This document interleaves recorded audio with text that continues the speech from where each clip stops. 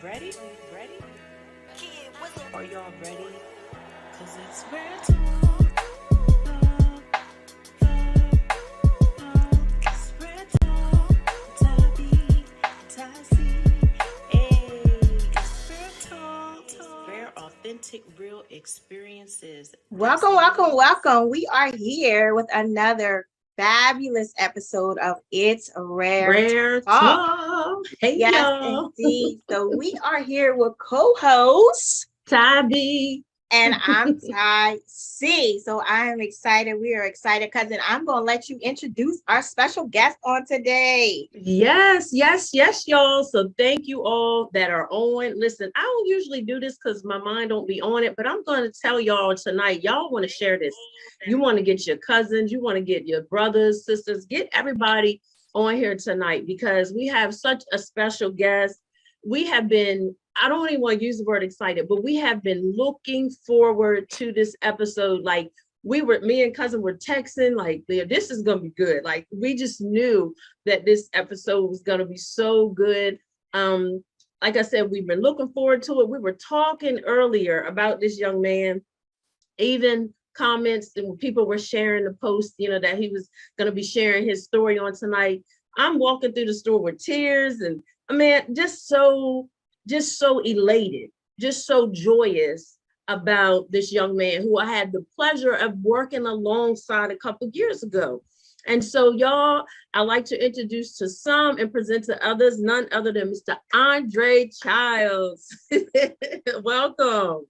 Welcome, welcome, welcome. We are excited. Cousin, thank you so much for the connection with Mr. Childs, and Mr. Childs, once again, we just want to thank you for being here.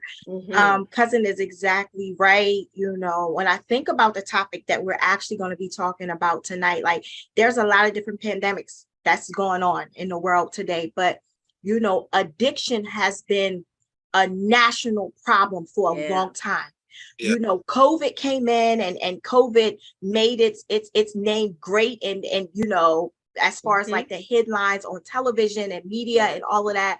But addiction has been, listen here, an issue for a long, long time. It has affected so many different families in so many different ways. And so just to know that Mr. Childs, you have celebrated 5 years in recovery melts my heart. And I have to be perfectly honest with you. This subject area right here is very dear to me. And it's very dear to me, not that I have actually experienced it personally, but coming from a job of 7.5 years of working with individuals who have been battling this for years. I always took my job very seriously. Right. And so to be able to talk about this matter tonight on It's Rare Talk, listen here, I am elated. I am excited. I am excited to hear your story. I love what God is doing in your life right now, right? And so, cousin, I know that, you have this thing where you talk about, we see a person's now, right? But every now has a then.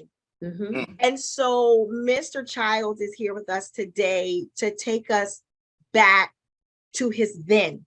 And so I'm excited for his transparency. I'm excited for the support that he has had along the way. Andre, that's absolutely amazing. But once again, I'm excited that he made it out, cousin. And I'm glad that you two have an awesome connection. Yes. And once again, just excited to have him on the show. Yes. So welcome, Mr. Childs. Thank you. So we're going to ask that you would take us back to wherever, if you want to do the childhood or teens. Tell us how you were as a kid, if you were quiet, rambunctious, whatever. Give us a little background.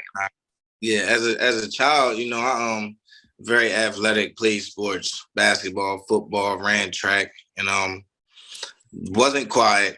I definitely talked a lot.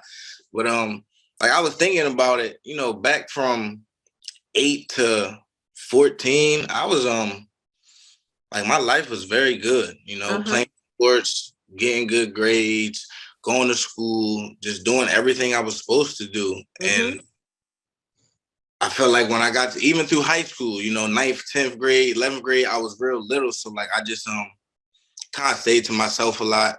Yeah. Played sports, stayed to myself because my sister, you know, she graduated in 2004, went to Hampton University, was always making honor roll, dean's list. Like, so I felt like, man, I have to stay on top of myself because like, you know, she out here like doing her thing, and things didn't end up that way. And sometimes I sit back and I ask myself, you know, maybe I didn't feel like I was good enough. You know what I'm saying? And that's maybe what transpired to send me in the wrong direction. So, you know, my childhood as a young child, everything was fine. My teenage years is when things started to take a turn. Okay. So how about senior year? Did you graduate or I graduated high school, you know, played varsity football, running back, defensive back, played basketball, and I even went to a JUCO college in Oklahoma for 2 years.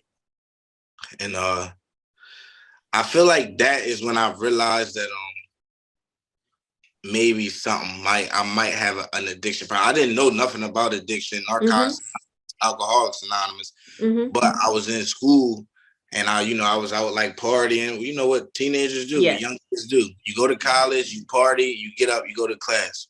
Well, the difference was I was partying and everybody else was getting up and going to class and I wasn't. Okay. I'm saying, so after being out there for a year and a half, I came back home to Claymont, Delaware, and that was in 2011. And that's really when I had like dibble and dabble, you know, smoking, drinking, doing some pills here and there. But when I came back from college is when my addiction really took off. Yeah. So it went to a whole nother level. Was it because you just had idle time?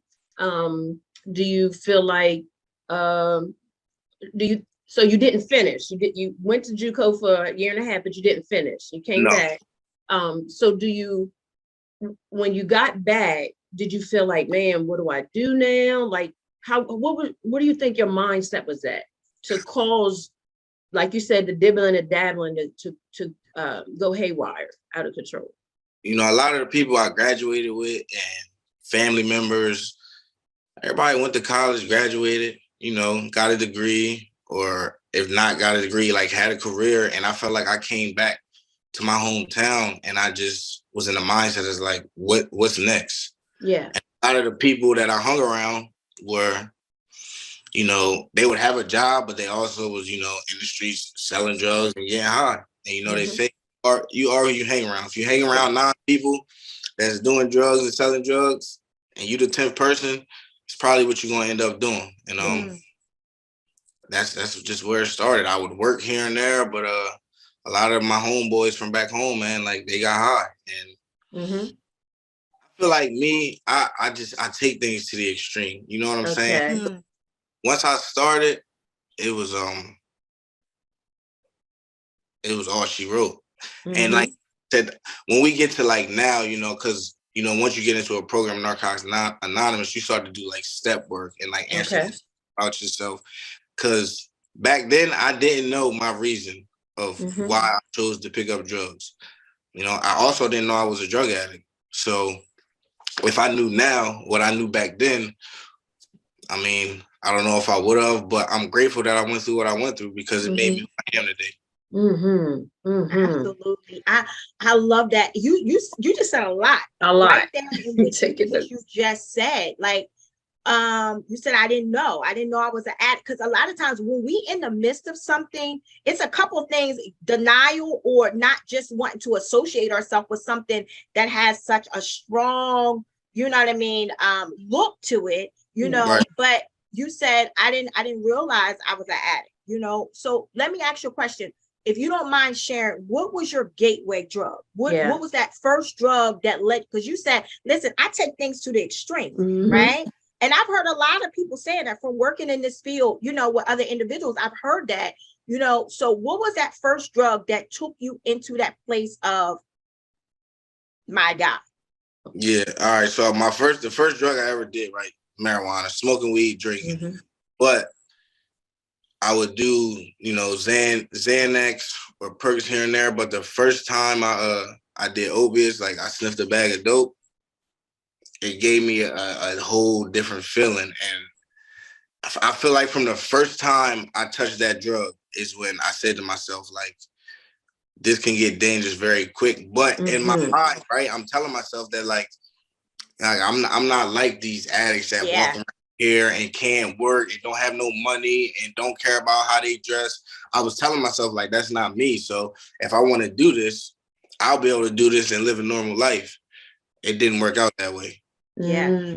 I was going to ask you exactly what we think so much alike, but on to the next question. So were you able to keep it from your family, or when did they find out? So for a while, I hid it from my family, but like my mom is, I'm a mama's boy. That's my dog, that's my rider, that's my my best friend. And I would come in the house some nights and she would see me and she would ask me like, what's wrong with you? I'm just tired. And but my drug use progressed from sniffing dope to like using needles. I shared about this on my anniversary. One specific time, man, I had left some needles in my closet. And my mom, she knew something was going on with me. She knows me. I walk in the house, eyes bloodshot, or my pupils all pinned. She knows something's going on. And she looked through my closet and she found a pack of needles. And she said to me, "We got to figure something out." Because my mom, she's like, "I'm not going to let you die in these streets from using drugs." And it got to a point though that like even when my mom knew and my dad knew and my sister knew, like it didn't matter because now I'm all in. You know what I'm saying? No matter who knows, no matter what people think, I don't care about keeping a job. I don't care what my family thinks. Like I'm in the midst of active addiction. Like I'm all in. Yeah. So it doesn't matter to me. Family events, going to birthday parties, Thanksgiving, Christmas. I'm going in there high at the table, nodding out, falling asleep, and just not caring.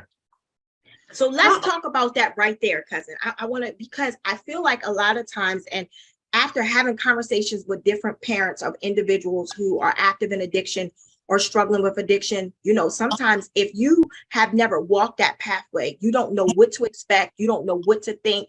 You know what I mean? All you know is that you see your loved one in a situation that's not good, right? Yeah. And so I heard him say, listen, at that point in my life, all I cared about was my addiction, right? And it's because that disease takes over, right? And so that person that they actually seen come into the dinner table and things like that, it was taken over by a different force. Yeah. Yes. Right. And that thing, I heard what you say. You was like, in the beginning, when I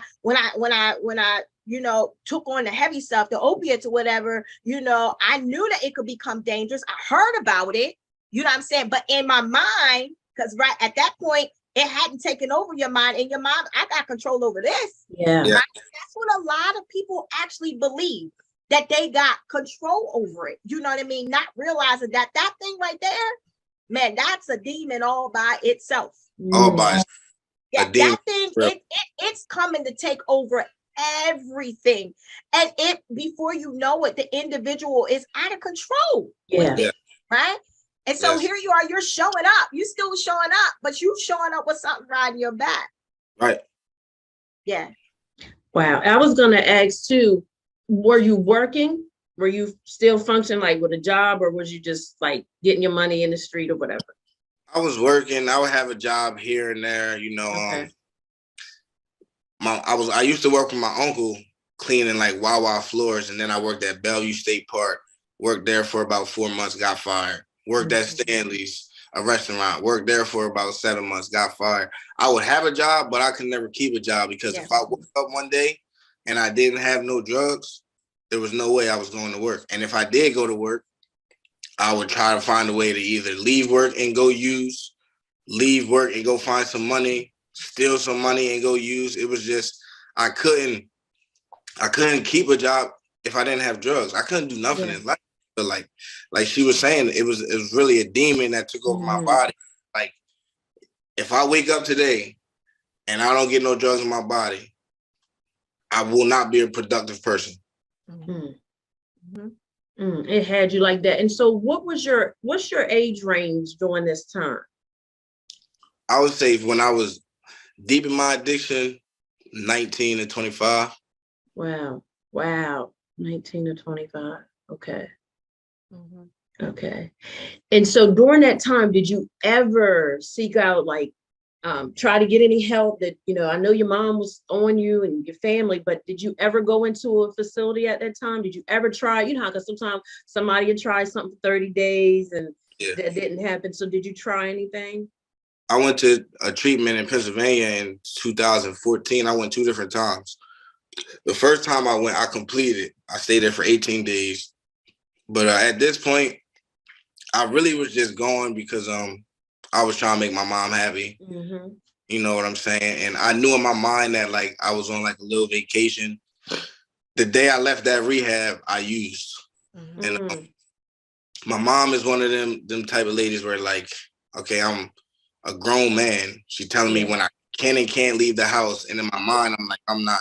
When it comes to getting what I want, I'm going to do what I want.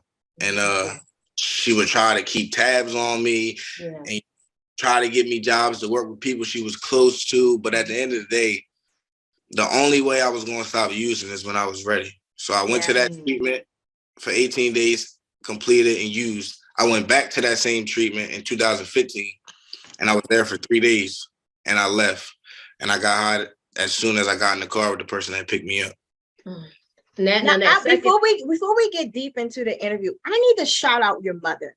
Yes, Mom. Right? I've never met your mom in person, never had a conversation with your mom, but I need to shout her out, right? And is your mom Miss Wanda? Yes. The reason why I want to say that is because like I told you prior, I was reading the comments on our Facebook page, and I can tell that your mom loves you. 100%. I can tell that your mom is one of your biggest cheerleaders. And from a mom to a mom, I get it. Yeah. Right? All she wanted to do was protect her seed. That's it. Right? And she was riding with you. I want to tell you something. Consider yourself blessed, because I've seen a lot of individuals whose support system fell off because they couldn't handle the fact that their child was in active addiction. Mm-hmm. And so for your mom to continue to ride that thing out with you to the point to where you are now, listen, Miss Wanda, shout out to you. Shout out to you. And so I just wanted to stop and say that and give her flowers. Wow. She's here. I'll add to that, because working with Andre, I know he loves his mom. He loves his mom. He's very family oriented. Yeah. And so I just wanted to highlight that we know mom did her part, we know this was not her fault or her doing. This was choices that you made, Absolutely. When you strong-willed and you have this mindset, I'm going to do what I want to do. That's, what I'm saying? Because even us, I guess we could call ourselves mama bears, because our kids are grown. My youngest is 16, but I'm still like that. Andre, me and Tonette, our boys they're knocking on 30, but we still like, where you, you know what I mean? Where you at? Because it's a different world, you know what I mean? Yeah. And I commend your mom for that. I'm not losing my son, because that's our mindsets with our boys, you know what I mean? So yeah, that's a lot with that. Yes. A lot with that. But I like what he said, cousin, not to cut you off. No, he said, first of all, he respected his mom enough to try to go, for the simple fact because he knew that would please her. Yeah. But to all of our viewers and individuals who are active in addiction right now, because cousin, we here to throw a line of hope. Oh yeah. Right, Andre, that you are part of the line of hope for individuals who still are part of your then. See, you've crossed over, but it's still some individuals that's still fighting in that place that we're talking about where you used to be. And so what you are doing now is you are physical hope for people to show that I've been there, done that, understand it all, right? But I also know that there is a way out, right? And so, cousin, I like when he said, I went there, because I knew it would make my mom happy, but I didn't go there because I wanted to go. That's right. Right. That's right. So we know that makes a difference in the treatment. That makes a difference in the recovery process. If that's not from your heart, right? If that's not something that you want to do personally, listen here, it doesn't give you that result that you're looking for. Not at all. Not at all. So we want to move forward. We want you to get us to your lowest, like that. I couldn't believe I got here. What was your lowest? I would say I went to Warwick in 2015. So in 2015 was when I'm talking about walking around. I haven't had a haircut for like 7 or 8 months. Track marks all on my arms, on my leg. I'm probably weighing in at like 105 pounds. And at a point in my life where like I didn't want to work, I'm 24, ready to turn 25. And like I'm calling my mom at nighttime, asking her, can she stop at McDonald's and get me a double cheeseburger from McDonald's? Like I'm a grown man with no money in my pocket, not eating, not caring what I look like. If I wanted to go get a haircut, I have to call my dad and try to get some money. I was hopeless. Like I'm talking about down bad, man. And at that time and point, like I didn't really have no hope. Like if I'm being honest, it was times when like I would stick a needle in my arm and like I would hope, maybe maybe this will be it, because I'm tired of suffering and I don't know how to get clean. I went to treatment, that didn't work, and I was okay at 24 years old. That like, man, I'll probably die before I'm 25 as a drug addict, and I'm all right with that. But in all reality, I really wasn't okay with that. I was just so far gone in active addiction that I just didn't want to live no more. Jesus. Jesus. The battle became that severe. Yeah. And I believe what you are saying, you gotta excuse me, because man, this topic makes me emotional, because I want to see people win. I want to see people free, and I want to see people healed. And I believe what you just said is what a lot of people feel on the inside. Yeah. You're speaking, you are able to verbalize now what so many people really want to say. Yes. Right? But you said, I'm saying this, but this is not, there's another part of me saying that I do want to live, but I can't kick this thing. Yeah. This thing is too heavy. This thing has overtaken me. This thing has taken me to my lowest point of just not caring. Yeah. Right? And so here we are.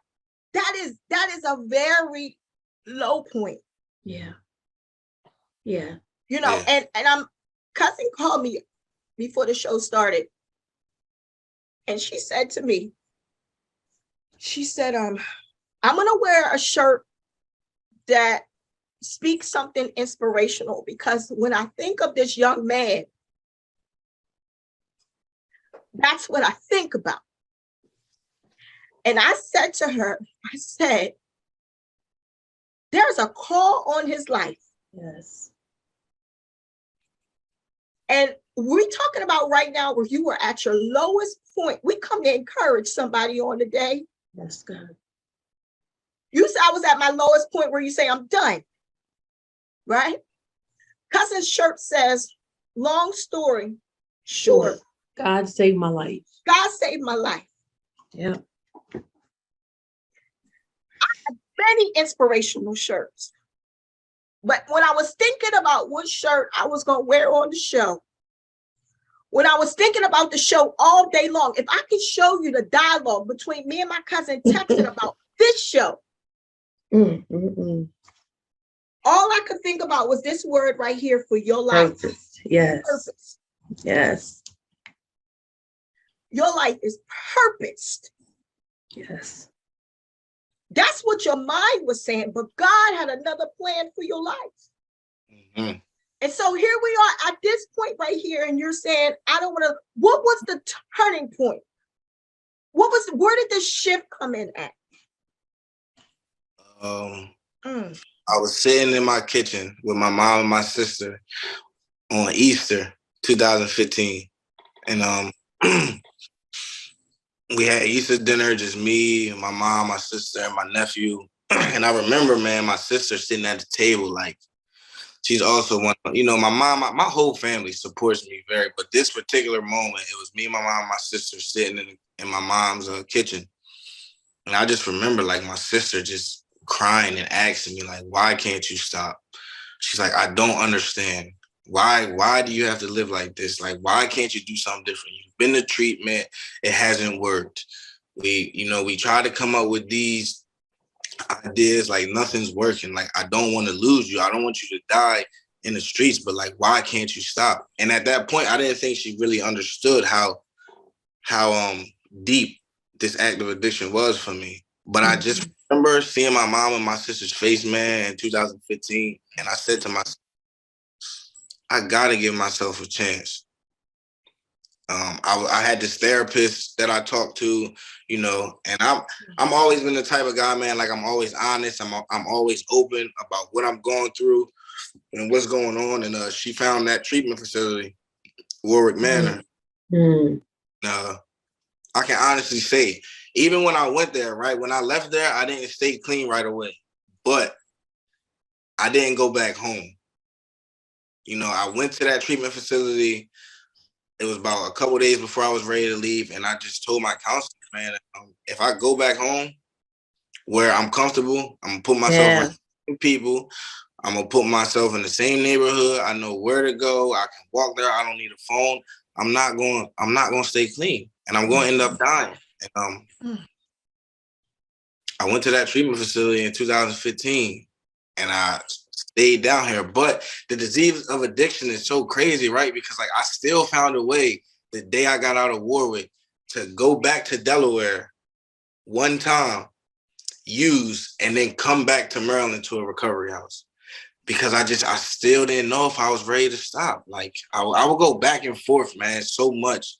I don't want to use, but when that thing is on my shoulder talking to me, sometimes it's hard to shake it off. And 2015 was an up and down year for me. You know, I went to Warwick, I went back home, I went to a recovery house, I got a couple months clean. I think I had like 90 days clean. I got kicked out of the recovery house. I went to another recovery house. I kept using. I went back home, continued to use, then came back down here in October of 2015 because I said to myself, the only place I've ever got any type of clean time was on the Eastern Shore.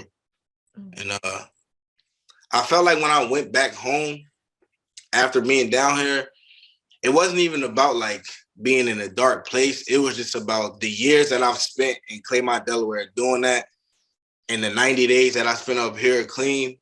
And I said to myself, I'm tired of living this way, man. Like, I'm just tired, you know, and now I'm going to go down there and give it 100% shot. You know what I'm saying?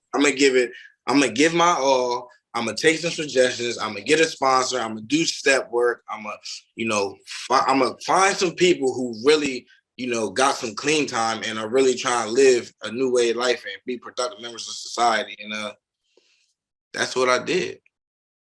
And, you know, my story, relapse is a part of my story, right? Like I had years clean from October 2015 to October 2017. And then I relapsed after having 2 years clean. And even just sitting here thinking about that, man, like I know what I did wrong. I know what happened, because it wasn't like I wasn't happy, you know? Yeah. Those 2 years was the best 2 years of my life. But for me, when I started dealing with somebody back home, and I like kind of like disconnected myself from the program of Narcotics Anonymous, from my the people in my recovery house, my sponsor, my sponsees, and I started hanging back around with the same dudes I hung with when I was in active addiction. But I thought I was okay because I had 2 years clean. And let me tell you something. Listening to you makes me think about how powerful the mind is, right? But then you still had the drugs that's affecting the mindset all the more. You know, they always say a mind is a terrible thing to waste, but the mind is very powerful. That mind have us doing all kind of stuff. But I commend you sharing that part, because a lot of times you know, we can miss detail, and you just shared some detail right there. And like cousin said, we just appreciate your transparency so much. And we definitely believe that you're helping some people. I want to share something with you that I realized about the word recovery, because we hear it, but a lot of times people just think what people have their own, you know, definition of what recovery is. But this is what I found out about recovery. It's about the get back. That's in Latin, that's what it is. It's get back. It's getting back and getting back what we lost. Now, my struggles weren't your struggles. I don't have your story, but I definitely had some things that I had to recover from. So I had to get myself back together, my mind, you know, healing, all that stuff. Everybody has a different journey, and this one just happened to be yours. But I think about how, you know, you persevered, you know, even when you didn't know what that was going to look like, you know, and you could have just quit and gave in. But, and as cousin said earlier, God had a plan. Even when you thought that needle, one of them last needles was going to be it, God said, not so. See, when he has a plan, it doesn't even matter what the enemy does. It won't work. It'll form. It might even manifest, but it doesn't mean it's when God has when you're sealed, like when you're chosen for such a time as this, the enemy he can only do so much. But just the fact that you kept persevering, and guess what? God knew all along that heart. He knew your mind was doing its own thing, but he knew deep down you really didn't want to die. Like you thought you did, but inside you really didn't want to go out like that. Nah, you didn't want to go out like that. And so I'm just so grateful to God that I was able to, you know, work alongside you. So we're gonna move into, you know. Hold on 1 second, cousin. I just want to share one. I listened because words mattered. Yes. I listened to him say, I went to rehab because of my mom. Mm-hmm. And then I got to a low place. And then I heard my mom and my sister. I heard. Then I heard him say he got to talk with himself. Yes. Mm-hmm. I'm tired of this. Yes. Mm-hmm.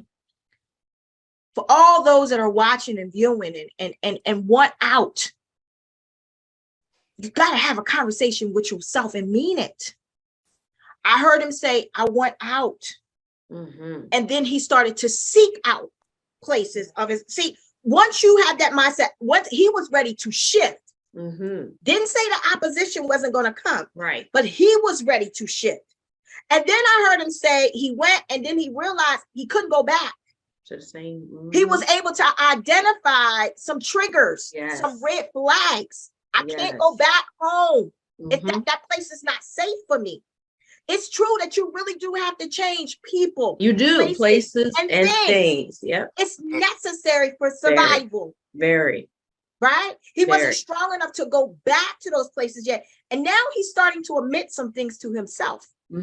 Now he's realizing he's now talking to the man who he sees in the mirror. Yeah. Right? And now we starting to see results. Yes. Did he fall? Yeah, he fell. But he was able to say, okay, wait, I see why that happened. No longer making excuses. That's right. All right. But so he was trying to find solutions then. That's basically, it was the like mindset had shifted. That's right. You got to shift the mindset. It's important to shift the mindset. Right? Until you shift your mindset, it don't matter what nobody say. That's it. And also another thing is the shifting of the mindset allowed room for God to move. Yeah. See, I believe there's a lot of people that addiction, and Andre, you can, you know, comment on it. There's a lot of people that addiction has took out of here. Oh, yes. Yeah. A lot of individuals have died, unfortunately, from overdose. It's happened. It's true. I believe God had a plan for all of their lives. That's right. Come on now. There's a plan for everybody's life. But listen, he can't work where we don't give him room to work. When you shifted your mindset, because what you don't understand is, listen here, there was a word that was spoken over your life. Yes. And I'm assuming from reading a message, right? The mom commented and said, I'm so proud of you, son. And then there was a pastor who commented last night. I'm reading these text messages, and I'm telling you right now, Andre, my spirit was jumping. Yes. There was a pastor who then commented and said that she was proud of you. I don't know this pastor. She said that she was proud of you And she said that the Lord is going to do great things in your life. And she told your mother that she was proud of you and she hasn't seen nothing yet. Your mom came back and spoke the words that you spoke over his life. Yes. I need you to hear what I'm saying. This is why I know you have purpose.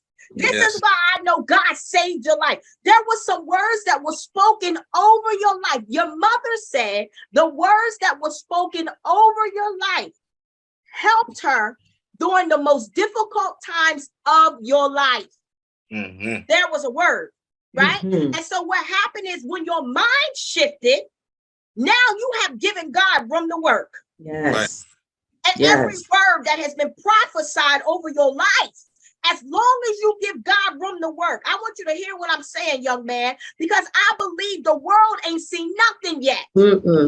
Everything that you went through, it was for your good. And that's what you're going to help somebody else. But everything that has been spoken over your life, as long as you give God room to work, he can work. You ain't seen nothing yet.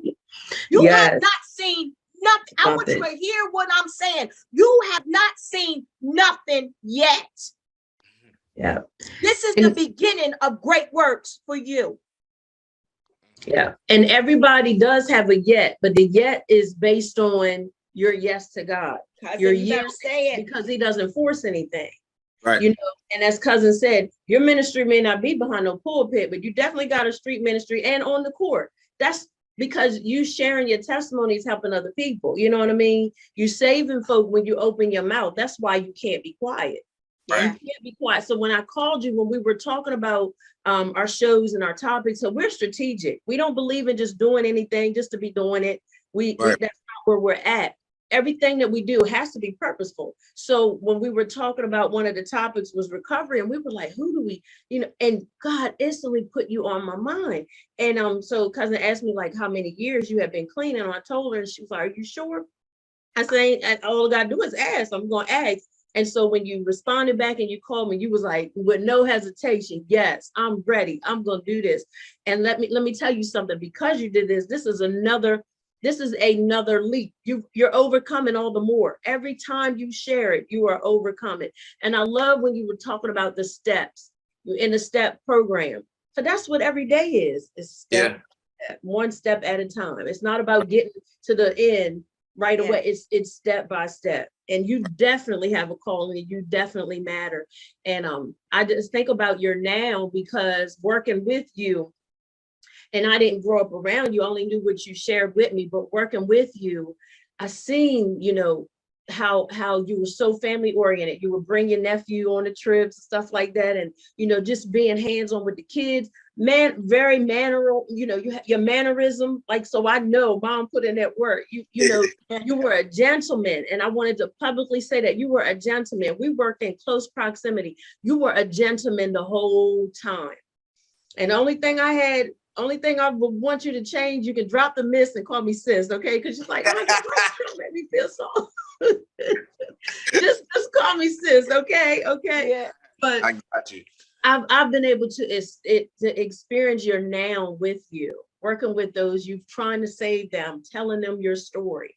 Yeah. You know what I mean? And so I'm just so elated that this is just a step. You know, you're going to have more opportunities to share. You're going to have more opportunities to be a light and a witness. And we definitely want to bring you on board for some things that we desire to do.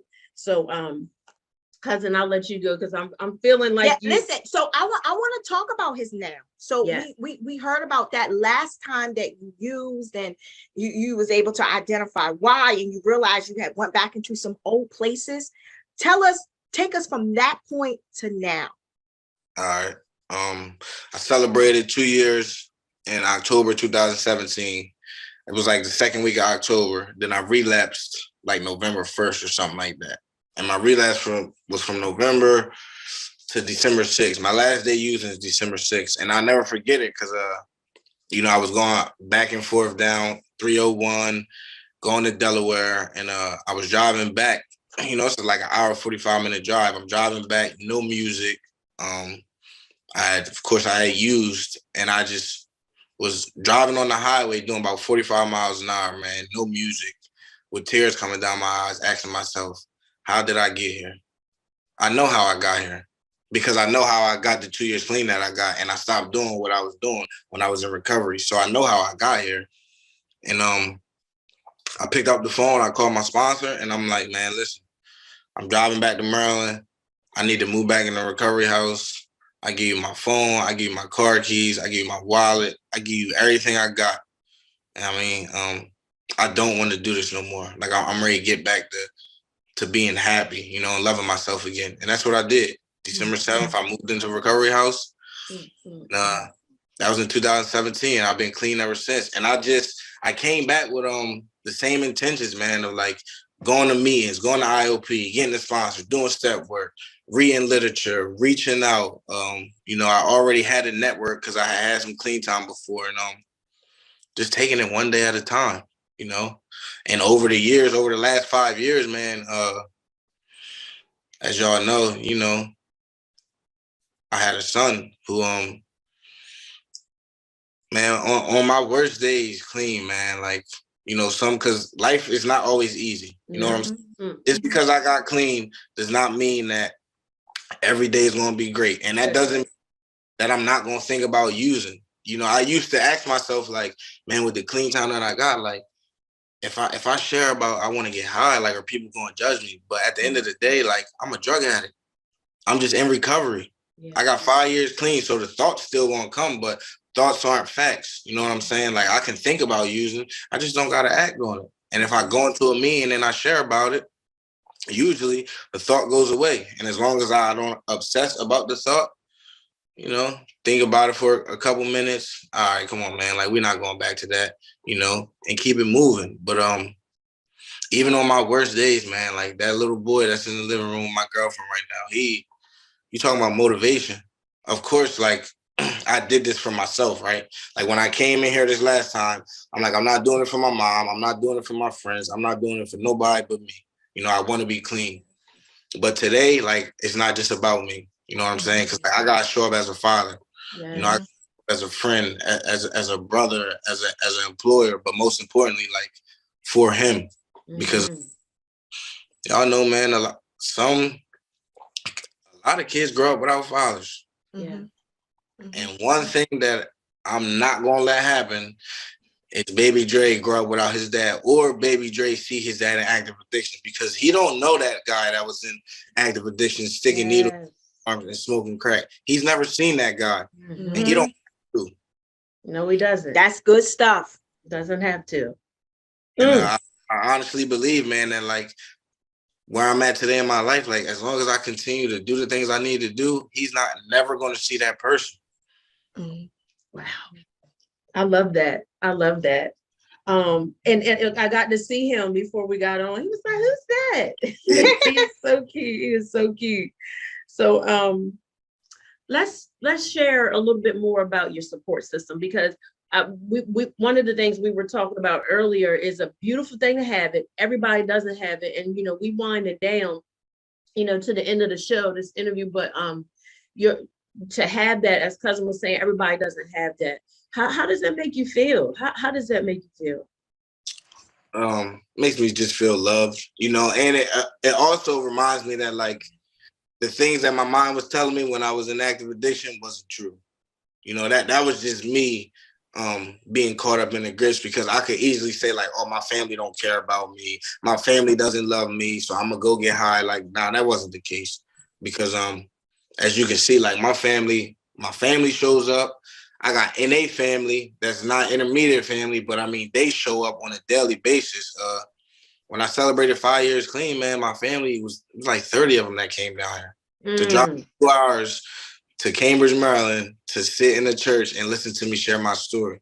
Wow. And I truly believe that if it wasn't for my Narcotics Anonymous network, man, like, the guys in my network who I can get vulnerable with, it's been multiple dudes that I'm talking about, I've like real tears cried on their shoulders, or vice versa.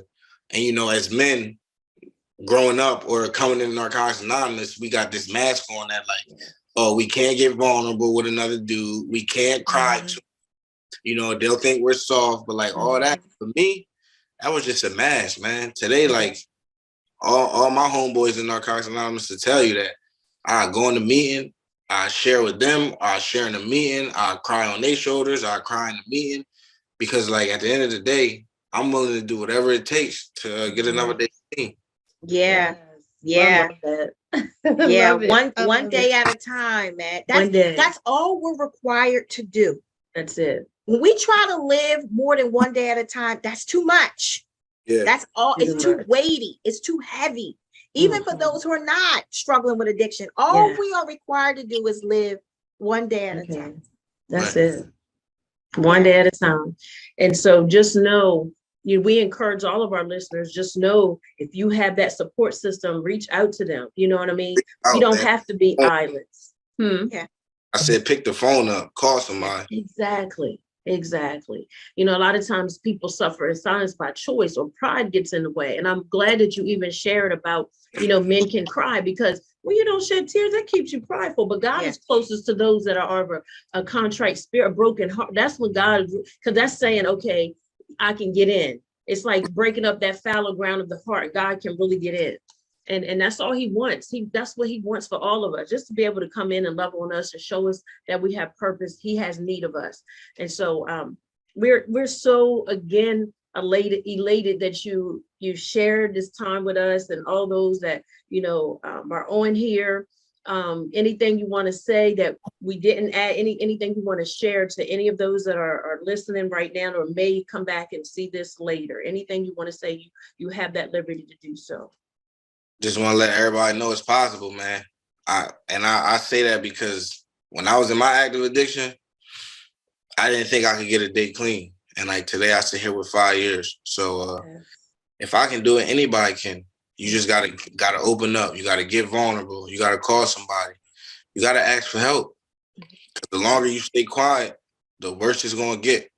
And I'm saying that with experience, because there were so many times, man, where I wanted to reach out for help, or I wanted to cry out for help, but I didn't want to be judged, or I didn't want to be called a dope fiend or a crackhead or a junkie. But at the end of the day, like, my pride was getting in the way. Because if I would have reached out earlier, thankfully, I'm glad I went through what I went through. But because like you said, there's a lot of people out here dying who didn't reach out. I don't know, I'm ready to bring my son in here real quick. Okay. I want you to bring your son in. And I want to share this with you before you go get your son. I heard you say, I'm just a drug addict in recovery. Right? That's not who you are. Yeah. I want you to hear what I'm saying. That's not who you are. That's who you used to be. Right. From this day forward, every word that you speak out of your mouth over you, speak something different. Yes. Right. You are a man of God with purpose. Right. With a story to tell, who shall live and not die. Right. And declare the works of the Lord. Now, no, speak something that's who you used to be. Right. I got a lot of stuff I used to be too. Yeah. Right. But when I speak of myself now, I speak something different. Right. And so that's what I want you to do. I'm excited for your future. I'm happy for you. Yes. I'm happy for you. I'm proud of you. Thank you. I know this won't be the last time that I hear your name. No. But let us see who makes you proud. Let us see. This is awesome. This was awesome. Let us see. Look, we see the smile on his face already. Let us see. Hey. Absolutely handsome. Hey, little Dre. Hey. Handsome young man. Yeah. Yeah. Listen, we see the smile. No, listen. We see the smile that he actually puts on your face. Continue to be that great father. Continue to make memories with him. Right? Remember what you said. What he don't know, he don't have to know. It's a fact. You continue to make life great for you and him. Hi, little Andre. How are you doing? Nice to meet you, sir. Nice to meet you. It's here. He be talking. Here. Hmm? Why got that in here? The light. They Why you need got the- that in here? That's Don't a you love that blessing. curiosity? I Yes, love it. that's a blessing. Go So, ahead, cousin. I'm just gonna say, so again, Andre, we appreciate you. We want you to stay motivated, stay encouraged. Remember, it's a one day at a time. And when you said something to the viewers about reaching out, anybody that's struggling, because when we hungry, a closed mouth don't get fed. So when we hungry, we're gonna open up our mouth and say something. So if we want something different, we do need to open up our mouths and just ask for help. Let's get that pride out of the way. So Right. again, thank you. We appreciate you. We want you to enjoy this holiday time. Love on your family. Tell your mom we said hello, because next year, Lord willing, when we host our live recording, we want you in the place. We want you to bring Absolutely. your family. We're Okay. gonna have some things for you, so we will give you details. But reach out if you ever need us. We appreciate you so much. Absolutely. Until next time, y'all. It's Rare Talk. Hit us up at itsraretalk@gmail.com. Follow us, share. Y'all share this. This was so good. This was so good. Until next time. I truly appreciate y'all. Absolutely. Listen here. Keep doing it, man. I got you. Keep doing it. Keep doing that. Proud of you. Until next time, it's Rare Talk, y'all, where everything is rare, authentic, real experiences. We are so grateful for the interview with Andre Childs. Until next time. That's what it is, y'all. Be blessed. All right. Ready? Are y'all ready? Cause it's Rare Talk. It's Rare Talk. Tabby, Tassie. Hey, it's Rare Talk.